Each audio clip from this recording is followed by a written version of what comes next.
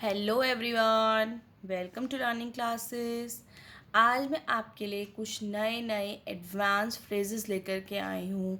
जो फ्रेजेस हम अपनी डेली लाइफ में, डेली यूज़ में अप्लाई कर सकते हैं और उनसे जो है आप अपने इंग्लिश कन्वर्सेशन या अपनी डेली की जो बात है उसको बहुत ही इम्प्रेसिव तरीके से सामने वाले के सामने पेश कर सकते हैं, बता सकते हैं कि आप क्या कहना चाहते हैं। तो चलिए, आज के टॉपिक है advance phrases for daily use, जिसे हम अब स्टार्ट करने वाले हैं। Okay friends, first is to dig your heels in. To dig your heels in मतलब मीन्स जो लिखे है वही फ्रेजेस का exact word to word meaning नहीं होता, कुछ और मीनिंग होता है। ठीक है, तो आपको इसके एग्जाम्पल के साथ मैं बताती हूँ। तो टू डिग योर हील्स का मतलब होता है किसी काम के लिए मना कर देना, या फिर कोई काम आपने हाँ बोला है लेकिन बाद में आपने अपना माइंड ही चेंज कर लिया उस काम के लिए या कोई बात के लिए, तो उसको बोलते हैं to dig your heels in. To refuse to do something और चेंज योर माइंड, या तो कोई चीज़ मना कर देना या अपना माइंड चेंज कर लेना।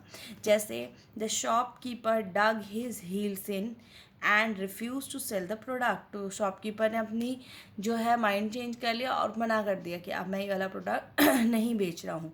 ठीक है, तो उसको बोलते हैं to dig your heels in. Mean कि आप जो है किसी काम के लिए अपना माइंड चेंज कर चुके हो, मना कर रहे हो उस काम को, ऐसे। ठीक है फ्रेंड्स, तो next is to be out of the loop. To be out of the loop क्या होता है? To be out of the loop होता है कि आपको किसी चीज़ के बारे में कोई इन्फॉर्मेशन नहीं है। ठीक है, to have no information about something. ठीक, जैसे कि कोई ऐसी चीज़ जो हो रही है या कोई ऐसी बात जो हो रही है बट आपको उसके बारे में पता ही नहीं है कि ऐसा भी कुछ हुआ था या हो रहा है आपके घर में, ऑफिस में, या कोई भी चीज़ इस तरह से, तो उस केस में आप बोलेंगे जैसे I am just out of the loop of what's all happening at the office. I am just out of the loop यानी कि मुझे तो पता ही नहीं है कि ये क्या हो रहा है ऑफिस में।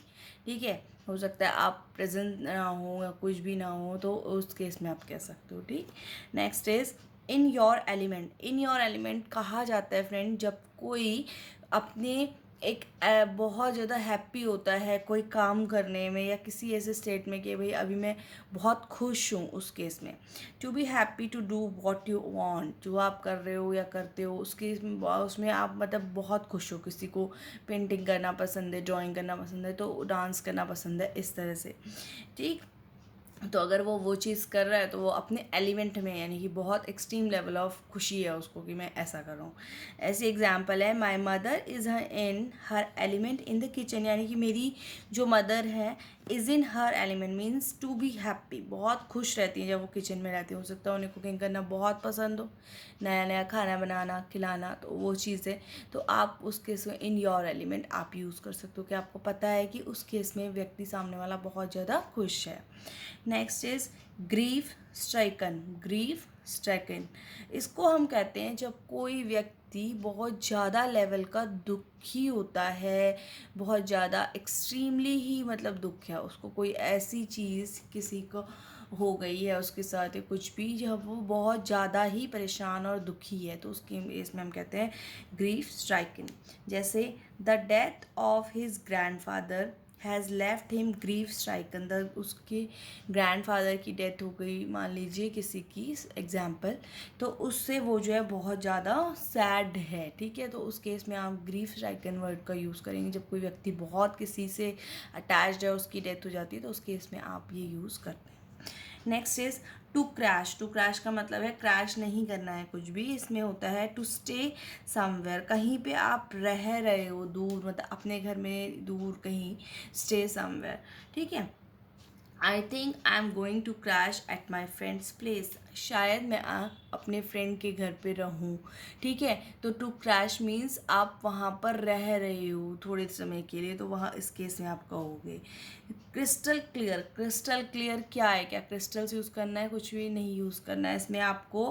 क्रिस्टल क्लियर का मतलब होता है आपको कोई चीज़ बिल्कुल समझ आ गई है, बिल्कुल आप समझ चुके हो, कोई आपको उस चीज़ के प्रति डाउट ही नहीं है। Not having any doubt about something, किसी चीज़ के प्रति कोई डाउट ना होना बिल्कुल भी, उसको हम बोलते हैं crystal clear. Not having any doubt, कोई डाउट ही नहीं है आपको उसके प्रति।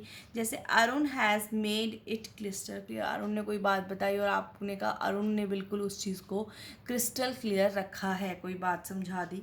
Next is red flags. Red flags क्या होता है फ्रेंड्स? रेड फ्लैग्स होता है, रेड जो होता है साइन जो होता है वार्निंग का होता है ना, तो वही है कि वार्निंग साइन आपको कहीं पे कुछ दिख रहा होता है तो उसमें आप कहते हो कि ये जो है रेड फ्लैग्स है। ठीक है फ्रेंड्स, तो रेड फ्लैग्स भी जो है जो का मतलब होता है कोई वार्निंग साइन आपको दिखा रहा है। जैसे lack of trust and disrespect are red flags in a relationship. अगर आपको किसी के प्रति ट्रस्ट कम है, ठीक है, आप उसको विश्वास नहीं करते हो या फिर डिसरिस्पेक्ट करते हो, अनादर करते हो, तो उस केस में दोनों चीज़ें ही अगर आप कर रहे हो तो मतलब क्या है? रेड फ्लैग्स है, यानी कि वार्निंग है एक रिलेशनशिप के प्रति कि भाई अब आप मतलब वॉर्न हो जाइए कि भाई रिलेशनशिप में कोई दिक्कत है।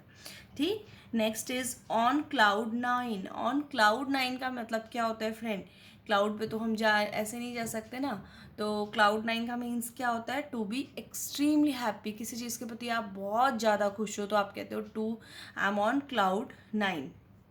ठीक है, तो she is been on cloud nine ever since she got the job. वो जो है बहुत खुश है जब से कि उसको जॉब मिली है, तो उसको जो चाहिए था वो मिल गया और तब से वो बहुत ज़्यादा खुश है। ठीक है, पजल ओवर। पजल ओवर का मतलब क्या होता है? To think carefully about someone और something for a long time and try to understand them.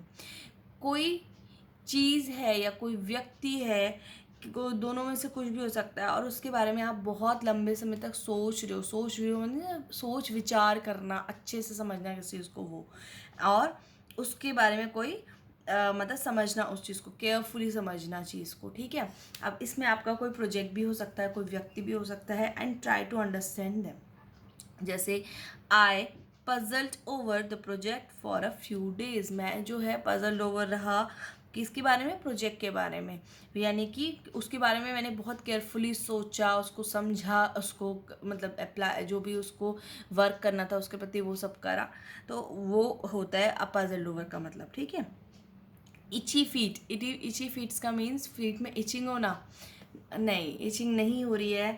इसका मतलब होता है कि हम कहते हैं ना कि भाई ये इसको बहुत घूमने का शौक है, तो वो है itchy feet. To love to travel, किसी को बहुत घूमने का शौक होता है तो वो जो होता है एक जगह पर टिक के नहीं बैठता, वो क्या करता है? घूमता रहता है, आज घूम के आया फिर कल कहीं घूमने चला गया, उसको बोलते हैं friends itchy feet. To love to travel. जैसे it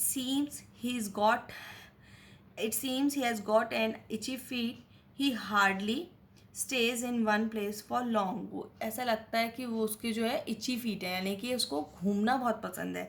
ही हार्डली स्टेज इन, एक जगह पे तो वो शायद ही कभी टिकता हो बहुत ज़्यादा समय तक, उसको क्या है? घूमने का शौक है। तो बहुत ज़्यादा जो घूमने के शौकीन है उसके लिए आप क्या कह सकते हैं friends? Itchy feet. Okay friends, hopefully सारे एडवांस फ्रेजेस जो जो आज हमने सीखे हैं वो आपको पसंद आए होंगे। पसंद आए हों तो लाइक करें, शेयर करें, चैनल लर्निंग क्लासेस को सब्सक्राइब करें, और एडवांस फ्रेजेस की और भी वीडियोज़ हैं चैनल में जिनको कि आप डिस्क्रिप्शन बॉक्स से चेक कर सकते हैं, लिंक आपको वहाँ मिल जाएगा। Thank you.